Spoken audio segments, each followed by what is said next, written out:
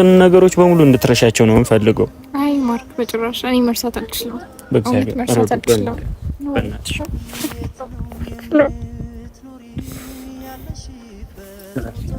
በእግዚአብሔር እኔ እንደዚህ እንድትሆኝ አልፈልግም።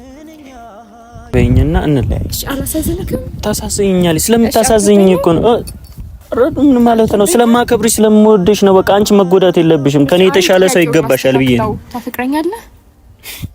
ይሄ ሊሆን አይችልም። እኔ አሁን አሰብሻቸውን ነገሮች ሁሉ እንደማይሆኑ ልንገርሽ።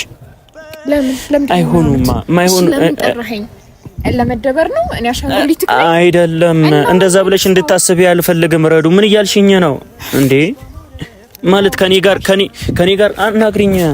ረዱ አናግሪኝ። ራሱ ወዳድ ነህ። ምክንያቱም አንድ ቀን ለሰው ስሜት ስትጨነቅ አይቼ ካለቅም ሁልጊዜ ስለራስ ነው የምታስበው። ረዱ አሁን ስላንቺ አስቤ ነው ይሄን ነገር እያደረኩት ያለሁት እኮ። ይሄን ነገር እኮ ስለወደድኩሽ ወይም ደግሞ ስለማከብርሽ እኮ ነው። ምንም ነገር አይሰማህም? እንደዛ ማለት ያንን ስሜት ይኸውልሽ፣ አንቺን ደግሞ መልሶ እንዳይጎዳሽ ነው። ስሜት ውስጥ እንደዚህ አይነት ጥያቄ ጠይቀሽኝ የባሰ ደግሞ እንዳዝንብሽ አታድርጊ። የባሰ ልቤ እንዲሰበር አልፈልግም። ልረዳህ እሞክራለሁ አውቃለሁ ምናምን፣ ግን በጭራሽ እሺ በይ በቃ። ከዚህ በላይ ግን ምንም ማለት አድርገው። ከዚህ በኋላ ግን የኔ እናንተ ነገር ይቁም ከተባለ እኔ አንተ መደበሪያም ሆነ አሻንጉሊት አይደለሁ።